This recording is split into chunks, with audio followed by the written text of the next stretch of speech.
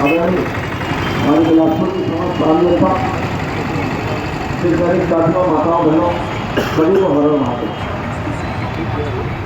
सरकार, जब भी सरकार कोई भी बैठती है, सबसे पहले एक डायलॉग होता है कि हमारी सरकार आपकी सरकार।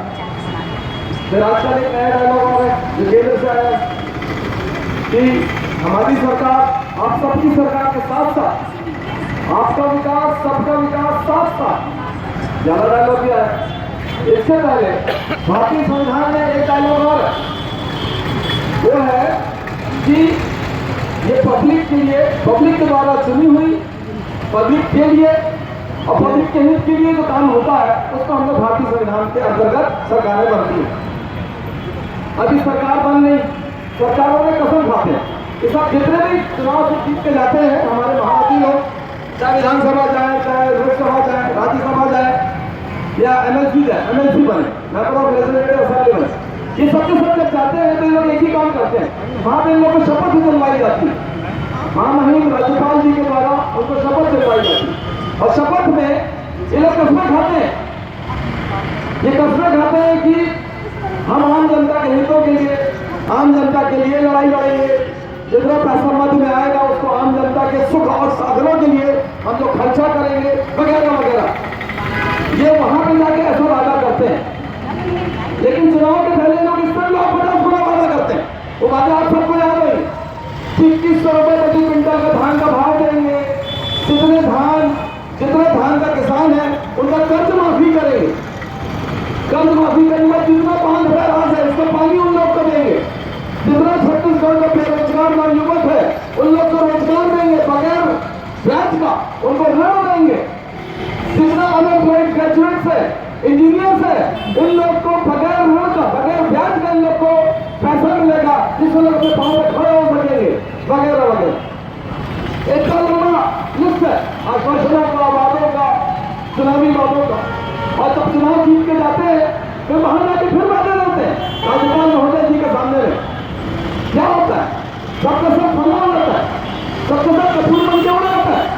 ना ये कोई वादा पूरा करते हैं, ना उसमें गंभीर होते हैं, ना इनको इस बात से मतलब होता है कि इन्होंने क्या बोला है, और अगर पूरा नहीं करेंगे तो इनका मुंह पे लोग कालिक फोड़ देंगे या लोग इनके मुंह पे थूकेंगे। इनको इससे कोई फर्क नहीं पड़ता, तुमको जो फूकना है, जो बोलना है बोलते रहो। भाई हमने तो तुमको धोखा दिया और तुम धोखा खाए, और अब हम तो अभी सत्ता में बैठ गए। अब जितने भी लोग हैं इस सत्ता में बैठने के बाद जितना शासन है वो सब सेवा करते नजर आएगा, और तुम हमारे क्या उखाड़ लोगे? ये बात सही है भैया? न तुम कुछ उखाड़ सकते हो, न हम कुछ उखाड़ सकते हैं।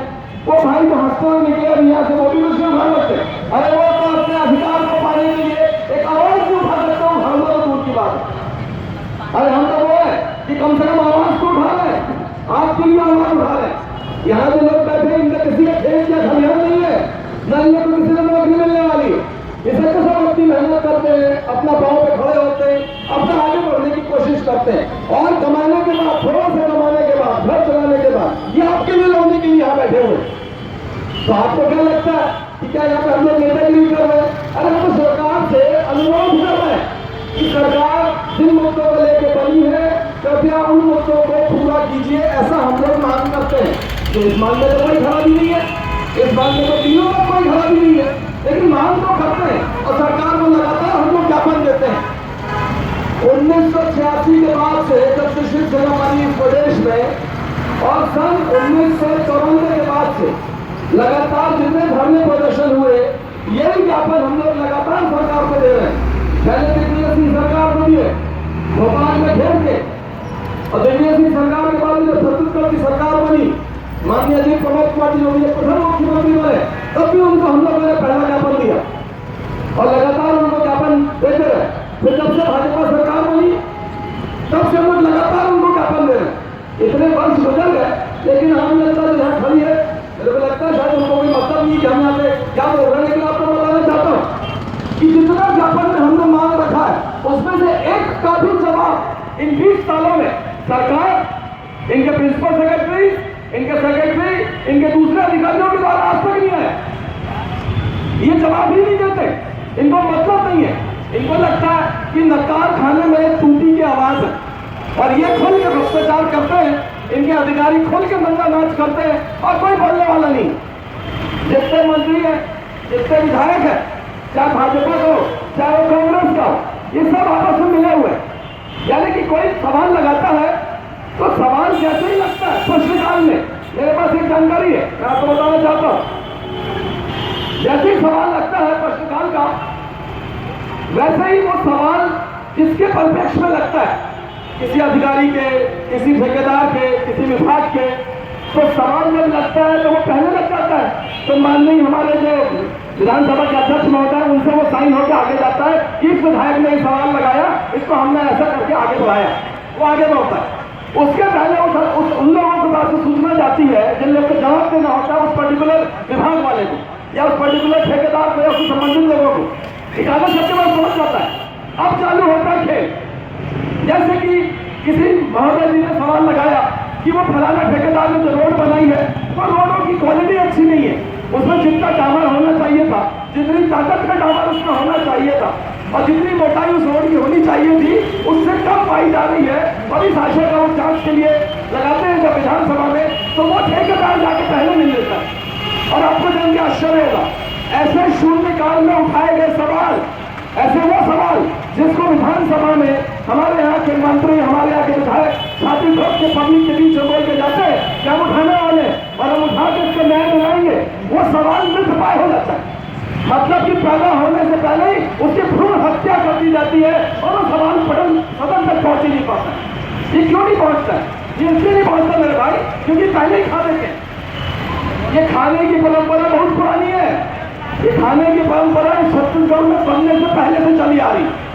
जब हम लोगों ने भोपाल में प्रदर्शन किया शिवसेना में, तब वहां से उस वक्त के तात्कालिक हमारे मुख्यमंत्री माननीय श्री दिग्विजय सिंह जी ने कहा कि 600 करोड़ रुपए तो सिर्फ आते हैं आप तुम्हारे प्रदेश से, पूरे छत्तीसगढ़ से, वो सब 7 जिले हुए करते थे। उन 7 जिलों से कुल मिला के 600 करोड़ रुपया आता है और भोपाल से हम लोग 800 करोड़ रुपया आप लोगों के पास में भेजते हैं, जिसमें कि 600 करोड़ रुपया का लगभग जो है वो तनख्वाह बन जाती है और 200 करोड़ रुपए में छोटा मोटा लीपा पोती तो हो सकती है, उसको हम लोग करते हैं।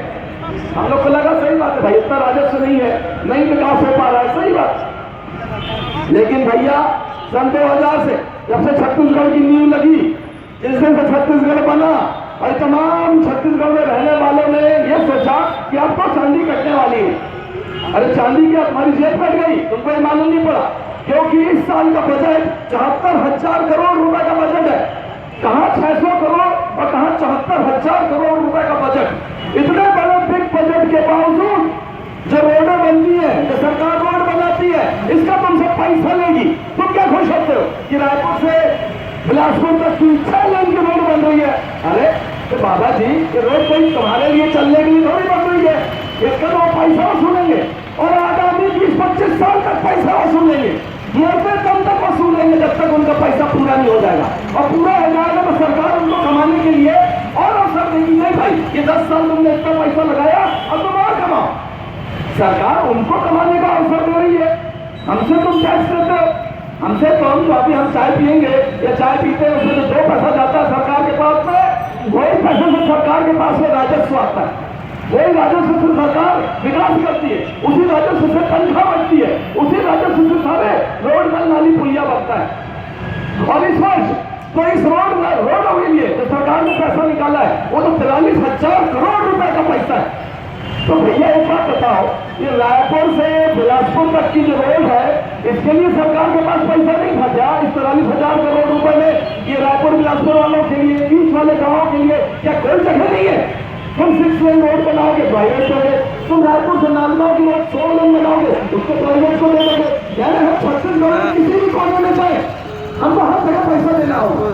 हर जगह लोग खड़े होंगे ऐसा डंडे पकड़ के, उनका बड़ा भारी बैरियर होगा, जिसमें बैरियर गिर जाए, ऑटोमेटिक बैरियर है आजकल, हम उठा भी नहीं सकते, और बैरियर गिर जाएंगे, पैसा वसूली करेंगे।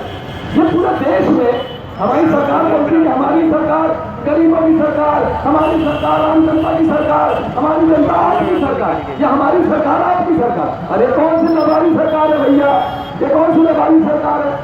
अरे आप ये बताओ, इसी बिलासपुर शहर में या बादल में सामने में मॉल है, उस मॉल में रात के 3 बजे डॉक्टर का हत्या होता है। रात के 3 बजे आप बताइए 11 बजे बंद होने का समय है। अरे वाणिज्य कर विभाग के हमारे तमाम एक्साइज विभाग के तमाम अधिकारियों सुनिए जरा कान में फलाना डाल के 11 बजे बंद होने का समय है। 11 बजे के बाद रात के 3 बजे तक ये मॉल मालिक कैसे मॉल खोल के रखे और रात के 3 बजे वहां पे दारू कैसे बांट रहे थे और आज फिर से वहां पे दारू उसी रात के सामान कैसे बढ़ रही है, इसका कोई सवाल है क्या?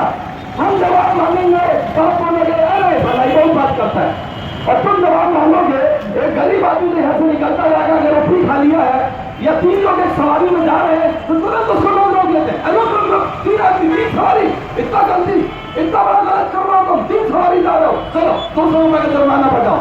वाह भाई साहब, 3 सवारी में 200 रुपए का जुर्माना और 11 बजे तक का लाइसेंस के बाद सुबह 3 बजे तक दारू बेचना, ये कौन सा जुर्माने की श्रेणी में आएगा भाई साहब? ये कोई जुर्माना नहीं है क्या? ये जुर्माना नहीं है, फरमाना है। क्यों? क्योंकि सरकार में ये तमाम लोग ऐसे पैसे वाले लोग, बाकी लोग तो खींच रहे हैं, जितने यहाँ पे हैं जितने वहां पे हैं तो हमारे साथ बैठे हैं, ये जीवन भर से खींच रहे हैं, ये खींचते रह जाएंगे। ये अपनी पीढ़ी से अपनी पीढ़ी मेहनत करते हैं और अगली पीढ़ी के लिए थोड़ा बहुत बढ़ा के जाते हैं, अपने लड़के को पढ़ाते हैं, बच्चों को पढ़ाते हैं, लड़की की शादी करते हैं, लेके आगे बढ़ते हैं। लेकिन भाई साहब उनका क्या, जो लोग लगातार पैसा पीट रहे हैं और पैसा पीटते पीटते 1 मंजिल 2 मंजिल 3 मंजिल 1 बिल्डिंग 2 बिल्डिंग मॉल, उसके बाद और मॉल, ये मॉल पे माल और माल पे माल कमाए पड़े हुए, इनका क्या भाई साहब? इनका क्या? इनका कोई संज्ञान है? इनका कोई संज्ञान लेगा कि नहीं लेगा?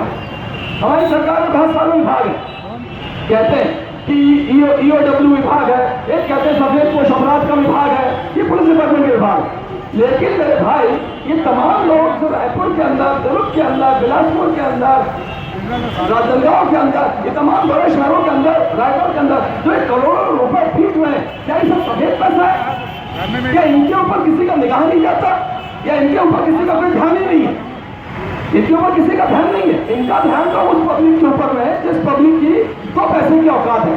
वो पब्लिक जो एक सिपाही को भी दूर से देख ले तो बेचारा 2 दिन खाना नहीं खाता, वो उसको डराती है सरकार, उनको तो डरा ही नहीं पाती। जो लोग वैसे ही 25 लाख की, 50 लाख की, 70 लाख की गाड़ियों में घूम रहे होंगे, तुम क्या डराओगे यार भाई साहब? आज सरकार बोलती है कि हमारी सरकार तो भाई बहुत ईमानदार सरकार है, कोई हमारे में से एक भी बूंद कचरा भेज के दिखा दे।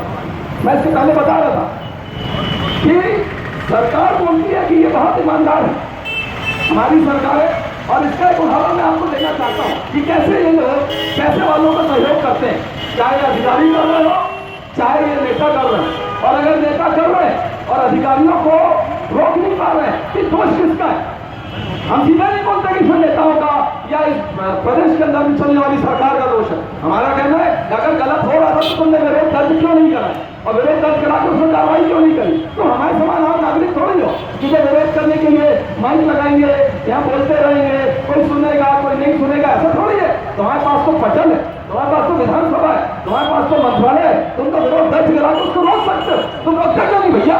तुम क्यों नहीं रोकते? हम तो रोकने की कोशिश करते हैं, हम सिर्फ कोशिश कर रहे हैं, लेकिन तुम तो रोक सकते हो और तुमने नहीं रोका। मैं आपको बताता हूँ 11 मार्च 2016 में जब विधानसभा लगी थी तो हमारे प्रतिपक्ष के नेता भूपेश बघेल कांग्रेस के, इन्होंने एक सवाल उठाया। ये सवाल उठाया इन्होंने जिंदल के खिलाफ, जो रायगढ़ में जिंदल है, JRPCL के खिलाफ इन्होंने आवाज उठाई और प्रश्न क्रमांक था 746 भूपेश बघेल ने दिया और इसका जवाब दिया था हमारे माननीय मुख्यमंत्री महोदय ने, और उन्होंने भी स्वीकार किया था कि हाँ ये गलती हो रही है। 1922 के रिकॉर्ड में 500 एकड़ की जमीन एक आदिवासी के नाम पर जंगल था और 1965 में उस जमीन का ट्रांजेक्शन हो गया, 500 एकड़ जमीन का वो ट्रांजेक्शन हुआ उड़ीसा के किसी आदिवासी के नाम पर, जो पहला गैर कानूनी काम। और उसके बाद में वो जमीन अभी तात्कालिक में हमारे जो जिंदल अलाउंस है रायगढ़ के, उनके नाम पर पूरी जमीन अलॉट हो। इसी विषय पर जब ये सवाल उठाया गया तो माननीय मुख्यमंत्री महोदय ने बोला कि हाँ ये गलत हुआ है। कलेक्टर का उसमें रिपोर्ट है जिलाधीश ने कि ईओडब्ल्यू में मामला दर्ज किया और लगभग 13 लोगों के ऊपर उन्होंने केस दर्ज कराया। पटवारी अरेस्ट हुआ, पटवारी छूट गया, आज सारे रिकॉर्ड गायब हो गए, अब पूरा का पूरा केस मिट्टी में चला गया। वाह भाई साहब, यानी तुम करोड़ों रुपए का घपला करो तो तुम्हारी जांच एक दिन गायब हो जाती है, तो जब पेपरों में आग लग जाती है और एक गरीब आदमी को आप 151 में अरेस्ट करते हो तो उसकी जांच जब तक वो ईडीएम ऑफिस में 6 आदमी चला जाएगा, जब तक उसका कागज जीवित रहता है। काहे के लिए जूता मार रहे हो यार, क्यों गरीबों की ऐसी तैसी फेर रहा हो भाई साहब। पैसे वालों की सरकार, पैसे वालों के लिए काम करने वाली सरकार। एक बार ये अभी 6 दिसंबर को हमारे यहाँ के बहुत सारे वीर नए नए लौटे पैदा हुए, जो नई नई मूछे वाले, ये सब हर चौकों पे खड़े हो के शौर्य दिवस मनाए। किसका शौर्य दिवस? बोले बाबरी मस्जिद का कांड हुआ था उसका शौर्य दिवस मनाए। अरे तो बाबा जी लोग, ओ भाई साहब लोग, अरे हम तो गए थे भैया वहाँ अयोध्या तक पैदल पैदल पैदल, और आज इस मंत्रालय में, इस विधानसभा में 5 ऐसे मिनिस्टर हैं, 5 जो मेरे साथ थे। वो 5 जब फंसे गई हम लोग के साथ, वो भी हम लोग के साथ थे। और ये जाट घाट में, इलाहाबाद से जस्ट पहले जाट घाट आता है 15 किलोमीटर पहले, वहां पर उत्तर प्रदेश की सरकार ने, मुलायम सिंह यादव जी की सरकार ने गड्ढे खुलवा दिए थे कि वहां से कोई बसें ना जा पाए, लोग ज्यादा ना जा पाए, तो सबको पैदल जाना था। तो सबको पैदल पैदल चलने लग गए, क्योंकि भाई हम कसम राम की खाते हैं, मंदिर वहीं बनाएंगे, डायलॉग बहुत चलता था, सब के सब पैदल चलने लग गए।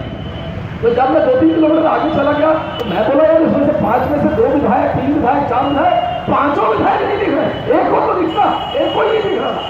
तब मैं फिर वापस आया और उन सब विधायकों को बोला अगर तुम लोग नहीं चलोगे तो जो राम के नाम पर वोट मांगते हो, मैं रायपुर जाकर प्रेस कॉन्फ्रेंस लूंगा और तुम सबकी पोल खोल दूंगा। तो फिर सबके सब चले मेरे साथ में और अयोध्या तक गए। तो भैया अयोध्या में तुमने मंदिर, मस्जिद, फलाना ठिकाना जो भी कांड हुआ, उस कांड के बाद में उस वक्त के जो हमारे प्रधानमंत्री थे तात्कालिक, माननीय अटल बिहारी जी वाजपेयी, उन्होंने सबसे पहला शब्द क्या बोला उस घटना के बाद? ये देश के लिए काला दिन है, ये देश के लिए काला दिन है बोला था। उसके बाद में मुरली मनोहर जोशी, भाजपा के तत्कालीन अध्यक्ष, उन्होंने बोला इतिहास बोले दूषित हो गया। और हमारे माननीय अडवाणी जी, जिन्होंने पूरा जुलूस निकाला, जिन्होंने पूरे हिंदू परिवार के लिए एक रथ यात्रा से लेके मंदिर बनाओ अभियान तक की जो उन्होंने रैली निकाली, वो बोले थे ये तो बहुत गलत हो गया, ऐसा तो मैंने कभी सोचा नहीं था। तो मुरली मनोहर जोशी जी ने बोला यार ये कांड जो हुआ है, ये जो मस्जिद को वहां पर तोड़ा गया है, ये काम तो शिव सैनिकों ने किया, ऐसा करके तो फलने भरा। तब हमारे स्वर्गीय बाला साहब ठाकरे ने छाती ठोक के बोला था कि अगर शिवसेना ने किया है, शिव सैनिकों ने किया है तो मुझसे करो। तो भैया ये शौर्य दिवस कौन मनाएगा? जिन्होंने माफी मांगी थी वो मनाएंगे, या जिन्होंने सही मायने में छाती ठोक के बोला था कि कोई बात नहीं हमने किया तो हमने किया, वो मनाएंगे? तो इनसे बताओ भाई, ये झूठा मेड इन इंडिया की सील मारना बंद करो, ये पब्लिक को पैसा बांटने का कहावत करके पैसा खाना बंद करो। ये गाय बांटने के नाम पर, मरही गाय बांट कर उसको वापस खरीद के लाने का काम बंद करो। अमृत नमक के नाम पर ये काली काली ये जहर से भरा हुआ अमृत नमक बांटना बंद करो। ये जो गाँव में आदिवासी इलाकों में जो तुमने चना बांटने का प्रोग्राम किया है, वो चना बांटते नहीं, घोट वाला चना तुम आदिवासियों को खिलाते हो, इसको बांटना बंद करो। जो तुमने बोला था कि जूता बांटेंगे, वो जूता 8 नंबर का जूता इस 36 गलियों को जो 5 नंबर का 6 नंबर का जूता पहनते हैं उनको बांटना बंद करो। जो तुम बैल जोड़ी बांटते हो, जो बैल जोड़ी बांटने का तुम नाटक करते हो, इसको बंद करो, क्योंकि बैल जोड़ी से तुम मरहा पहन ले रहे हो। मेरे भाइयों, कितनी लड़कियों को साइकिल मिली गांव में जो जाके अपने स्कूल पढ़ने के लिए जाएंगी साइकिल में, ऐसा कितनों को मिला? आप दीपक लेके घूमिए और चिराग लेके घूमिए, आप फ्लैश लाइट लेके घूमो, नजर नहीं आएगा आपको। और जो विकास विकास विकास, अरे कौन है ये विकास भाई? ये तो खुद हो गया विकास छत्तीसगढ़ से। जितना विकास है ये चंद लोगों का होता है, हमारा और आपका, हम लोगों का विकास तो बाबा जी का नहीं होता, विकास होता है उनका जिन लोगों के पास पहले से सरकार के नुमाइंदों को, अधिकारियों को देने के लिए पैसा होता है। ठेका उनके पास जाएगा, नाली का ठेका पार्षद को मिलेगा या उसके किसी संसद को मिलेगा, रेत खदान का ठेका विधायक को मिलेगा, और किसी मुरुम खदान का ठेका वहां के किसी मंत्री को मिलेगा, मंत्री के किसी भाई को मिलेगा। अरे तो भैया तुम क्या करोगे कि मिट्टी खोदोगे? तो सरकार का नियम है कि रेत खदान, मुरुम खदान में आप मशीन नहीं लगा सकते, बड़ा वाला मशीन खोदने के लिए नहीं लगा सकते, उसको आपको पंचायत के अधिनियम के तहत में गांव के लोगों से खुदवाना पड़ेगा। लेकिन आज छत्तीसगढ़ का जितना जिला है 27 जिला, 27 जिलों में से 15 जिलों में रेत खदान चलती है और इन 15 जिलों में जितना ग्रामीण क्षेत्र है इन सारी जगहों पर मशीन से खुदाई हो रही है और गांव वाले वहां पे हाथ पे हाथ धर के बैठे हैं, कंप्लेन कर करके थक गए, पुलिस अरेस्ट नहीं करती, जो माइनिंग डिपार्टमेंट है वो रोकता नहीं, कोई सुनता नहीं। तो क्या हो क्या रहा है? हमारा अनुरोध है सरकार से, भैया हाथ खोलिए, आंखों में अगर रतौंधी आ रही है तो ऑपरेशन कराइए, भाई समय आ गया। और ऑपरेशन भी भैया वहीं जाके कराना, वो बालोद में जाके कराना ऑपरेशन रतौंधी का, जहाँ पे कई लोग अंधे हुए थे। बालोद में बहुत सारे कुछ एक्सीडेंट हुए, इनका पुलिस केस बना, बहुत दुनिया का नाटक हुआ, लेकिन आज तक कुछ नहीं हुआ, सब छूट गए, किसी डॉक्टर का कोई नहीं मिला। तो भैया उनको जाके वहीं जाके ऑपरेशन कराइए। सरकार के वो अधिकारी, वो हमारे तमाम बड़े अधिकारी जिन लोग को लगता है कि भैया ये गरीबों के साथ कोई गलत नहीं हो रहा, हमारे अधिकारों के साथ कहीं गलत नहीं हो रहा, आम जनता के अधिकारों पे कोई अंकुश नहीं लग रहा, इन सबको भी रतौंधी हो गई है भाई साहब। इनका भी रतौंधी का इलाज अवश्य से कराइए। अगर इलाज नहीं होगा तो ये ऐसे ही फिर करते रहेंगे। आज अगर 73,000 करोड़ रुपए के बजट में सरकार ने 3 बार तो मुझे मालूम है, चौथी बार की एप्लीकेशन है, 3 बार इन्होंने दिल्ली से पैसा ओवरड्राफ्ट के रूप में ले चुके हैं। 74,000 करोड़ रुपए का बजट, उसके बाद भी 3 बार और पैसा ले लिया सरकार ने। सरकार इतनी गरीबी में है, सरकार इतनी ज्यादा गरीबी में, ये पैसा जा कहाँ रहा है? ये पैसा कहाँ जा रहा है आप बताइए मेरे को। आज रायपुर के बगल से नया रायपुर बसाया गया, खाली रोड और 2500 किलोमीटर से रोड है। इतनी सारी रोड बनाने के बाद वहां पे जमीनें छीन ली किसानों से। 27 गांव के किसानों से जमीनों को औने पौने भाव में छीना गया। 100 लाख रुपया प्रति एकड़, आखिरी में 6 लाख रुपए प्रति एकड़ के भाव से उन्होंने पैसा दिया। आप बताइए, बिलासपुर के बगल में यहाँ से 5 किलोमीटर दूर पे कोई जमीन ऐसी है क्या जिसका 6 लाख रुपए प्रति एकड़ का भाव हो? कोई ऐसी जमीन है क्या जिसका 6 लाख रुपए प्रति एकड़ का भाव हो? वो तो रायपुर है जहाँ पर 1 करोड़ रुपए से नीचे की जमीन नहीं है, और उस जमीन को पूरा छीन के रोडें बना दी। किसानों को, गांव वालों को, जिनकी जमीन थी लैंड यूजर्स थे, इन लोगों को कहीं कोई जगह नहीं मिली, इनको कहीं कोई जगह नहीं मिला। फिर अभी और कुछ उपजाऊ भूमि को छीन के सरकार ने उसमें नंदनवन से लाके जानवर रख दिए और एक का टिकट कर दिया 500 रुपए। जानवर देखने का टिकट कितना? 500 रुपए। अरे भैया ये गरीबों को बैठा दो, इनकी टिकट 1 रुपए के भाव से लगा दो भैया, इन लोग कुछ पैसा मिल जाए। तुम शेर, चीता, कुत्ता, भालू दिखाने का तुमको 500 रुपए चाहिए, गरीबों की जमीन लूटते हो, गरीबों का पानी चूसते हो, गरीबों की बिजली खाते हो, गरीबों की रोड को तोड़ते हो, गरीबों के नाम पर आंखें में झूठ झोंक के पैसा कमाते हो, उसके बाद उसकी जमीन छीनने को उसको कुत्ते बिल्ली बताते हो। वहां सा ये कौन सा न्याय है यार? ये कौन सा प्रगति का न्याय है? इस पर न्याय पर जरा आंख खोलिए। हमारा आदरणीय लोगों से अनुरोध है कि जब विधानसभा लगे तो कृपया इस विषय पर संज्ञान ले, और जो ज्ञापन हम लोग आपको दे रहे हैं इतने सालों से, उन ज्ञापन पर कुछ कदम आगे बढ़ाइए। और ये कदम जैसे ही आप आगे बढ़ाएंगे आम जनता का भला होना चालू हो जाएगा। हम लोग का उद्देश्य बस ये कि आम जनता की मांगों को आम जनता के बीच में से ले जाकर शासन तक पहुंचाए, जिससे शासन उस काम को करने के लिए कम से कम कोशिश करे। हर महादेव, जय हिंद, जय छत्तीसगढ़।